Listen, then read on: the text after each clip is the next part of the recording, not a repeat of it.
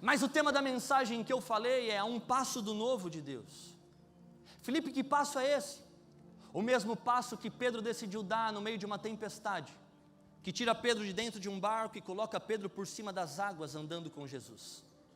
Irmão, ninguém quer ouvir qual é a tua história enquanto você estiver dentro de um barco, mas experimenta andar por sobre as águas com Jesus para você ver o nível do testemunho que vai ser gerado. O passo que Pedro deu foi o passo que tira Pedro de dentro de uma zona de conforto e coloca Pedro em uma zona de dependência, aonde não é Pedro quem faz, mas o Deus de Pedro quem fará por ele. E a verdade é que essa passagem, ela vai nos ensinar algumas coisas. Eu aprendo algumas coisas com essa passagem. Alguém quer viver algo novo de Deus? Ok, vou perguntar de novo, alguém quer viver algo novo de Deus? Anote algumas coisas na tua Bíblia ou no teu bloco de notas. A primeira coisa que eu aprendo para quem quer viver algo novo é essa: Deus vai te dar uma direção, mas não vai te dar uma explicação. Olha o silêncio da morte. Ah, pastor, estava tão bom, agora parece que ficou mais difícil.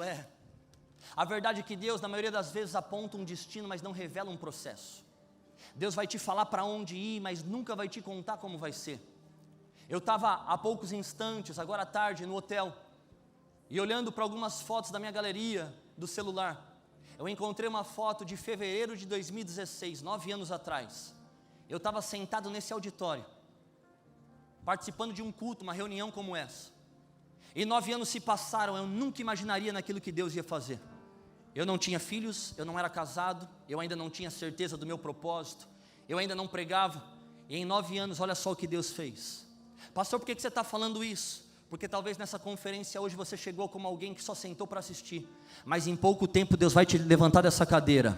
Deus vai te colocar numa posição de influência. Levanta suas mãos, eu preciso liberar essa palavra. Deus vai te colocar para influenciar naquela escola, naquela faculdade, dentro daquela repartição pública, no meio do teu bairro, naquele estágio que você está fazendo. Ei, você que está na galeria, eu quero liberar essa palavra. Se prepara, porque você não vai passar desapercebido nos lugares. Quem olhar para você vai falar: parece que quando você chega o ambiente muda, parece que quando você chega o seu abraço, o seu sorriso muda, parece que você carrega uma energia diferente. E a tua resposta vai ser: essa energia tem nome, e ela se chama Espírito Santo de Deus, e Ele está aqui nessa noite. Só quem está percebendo isso, diga glória a Deus e aplauda Ele.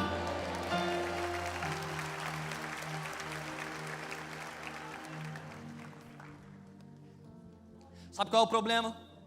Que na maioria das vezes a gente fica preso no como. Irmão, 9 anos atrás eu não entenderia como Deus ia me colocar para viver tudo que eu tenho vivido. Mas sabe o que eu entendi? Que mais importante do que o como vai acontecer é o quem foi que me falou. Pare de tentar entender a lógica de Deus na sua vida, porque milagre não se explica, milagre se vive. Em algumas situações Jesus te chama para andar por sobre as águas, em outras Ele abre o mar para você poder passar.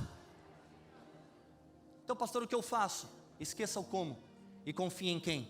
Pois Ele não é homem para mentir, nem filho do homem para se arrepender, e toda palavra que Ele tem sobre a sua vida já aconteceu. Eu preciso voltar alguns versículos da palavra no Evangelho de Mateus capítulo 14, porque tudo começa com os discípulos indo até Jesus dar a Ele a notícia de que João Batista, aquele a quem Jesus amava, aquele a quem anunciava Jesus, aquele a quem havia batizado Jesus nas águas, João Batista havia sido morto, degolado pelo rei Herodes. Então quando Jesus recebe a notícia, a Bíblia vai falar que ele entra para dentro de um barco e se retira para o meio do mar sozinho. Mas então a multidão sabia os milagres que Jesus fazia, e a multidão começa a clamar por Jesus. E os versículos vão dizer que Jesus, possuído de íntima compaixão, vai em direção àquela multidão e começa a curar os enfermos que estavam ali. Os discípulos chegaram para Jesus e falaram para Ele: Senhor, o lugar é deserto, já é chegado tarde da noite, despede a multidão e vamos embora. Mas Jesus respondeu: a multidão tem fome e é necessário que eu dê a eles de comer. Ei, guarde algo para você: Jesus nunca vai embora onde tem gente com fome. Não, vou falar de novo. Existe dentro de cada um de nós um vazio a qual só a eternidade pode preencher. E se nessa noite você de alguma forma chegou aqui se sentindo vazio, eu tenho uma boa notícia para te dar: você não vai sair daqui cheio, você vai sair daqui transbordando da presença, do amor, da revelação de Deus. Se prepara, porque vai ser grandioso. Deus tem algo novo revelado para a tua vida. Quem crê nisso, diga glória a Deus. Ali começa a grande multiplicação de pães e peixes. Mas sabendo Jesus que os discípulos estavam impacientes, e aqui eu começo a pregar. Versículo 22, a Bíblia vai dizer, e ordenou Jesus. Você poderia repetir isso junto comigo no 3, vamos lá? 1, 2, 3.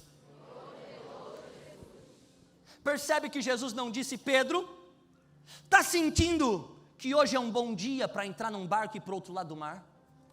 Pedro está com vontade de entrar para dentro de um barco e ir para o outro lado do mar? Pedro, você acha que é uma boa ideia hoje você entrar dentro de um barco e ir para o outro lado do mar? Pastor, por que você está falando isso? Tem coisas que Deus vai te falar com um jeitinho, tem coisas que Deus vai te pedir com carinho, mas tem coisas que Deus vai mandar você fazer. E sabe qual é a verdade? Que obedecer é muito melhor do que sacrificar. Pedro, ele sabia que ele era limitado. Pedro não sabia o que ia acontecer no dia de amanhã. Não era o desejo de Pedro entrar para dentro de um barco, eles estavam cansados, estavam de luto. Mas quando Jesus ordena, Pedro apenas obedece. E quando Pedro entra para dentro de um barco e vai para o meio do mar, a Bíblia vai falar que uma tempestade encontra Pedro. Sabe, e quantas vezes isso não acontece na minha e na sua vida? Pastor, eu ouvi, foi Jesus quem mandou eu casar, mas agora uma tempestade se levantou no meu casamento. Pastor, eu ouvi claramente a voz de Deus mandando eu começar nessa empresa, mas agora parece que uma tempestade se levanta na minha empresa. Pastor, foi Deus quem me deu esse ministério, mas agora uma tempestade se levanta no meu ministério. Irmão, o fato de você obedecer não vai anular algumas tempestades que vão se levantar contra você. Só que nessa noite Deus te trouxe aqui para te falar: eu estou mudando a tua perspectiva, porque aquilo que você está chamando de adversidade, os céus estão chamando de oportunidade. A verdade é que todo problema é uma oportunidade de tornar Deus conhecido na tua história. Quem está comigo, diga glória a Deus. Golias para Davi nunca foi problema, sempre foi oportunidade. Leão para Daniel nunca foi oposição, sempre foi oportunidade. Fornalha para Sadraque, Mesaque e Abidnego nunca foi oposição, sempre foi oportunidade. A verdade é que o Deus que permite também é o Deus que protege. Nem sempre Ele te livra da fornalha, algumas vezes Ele entra com você dentro da fornalha e não deixa o fogo te atingir. Então ouça isso em nome de Jesus. Cuidado como você tem dado nome a seus gigantes, porque aquilo que você está chamando de tempestade, Deus está chamando de treino. Deus nunca disse que te daria uma bênção, Ele sempre garantiu: eu vou fazer de você a própria bênção. Pastor, mas você não tem ideia, está doendo tanto, está tão difícil, parece que para mim as coisas são mais difíceis, mais complicadas. Lembra de quando você estava entrando na fase da adolescência? Você sentia dores no seu punho, no seu cotovelo, no seu ombro, no joelho, no tornozelo, e eram as famosas dores aquela dor não te machucava, aquela dor te esticava. Porque quando Deus olhou para você, Ele falou: filho, eu não vou mudar algumas situações, eu vou permitir situações, porque eu vou usar delas para treinar você, para te levar para o teu próximo nível. Pastor, o que você está tentando me falar? Guarde isso para você. Todo temporal é temporário. A tempestade vai passar, mas pessoas fortes em Cristo vão permanecer. Levante suas mãos o mais alto que você puder. Eu quero liberar essa palavra. Os que confiam no Senhor renovarão as suas forças, subirão com asas como águias, correrão e não se cansarão, caminharão e não se fadigarão. Nessa noite Deus está falando: eu estou renovando as suas forças físicas, eu estou renovando as suas forças espirituais, eu estou enviando o reforço do céu para você, eu estou acampando meus anjos ao redor da tua casa. Ei, se prepara, Devec, porque em 2025 vem aí os maiores voos que você já viveu na presença de Jesus. Se tem alguém para receber isso, então faça barulho para Ele, aplauda Jesus o mais alto que você puder.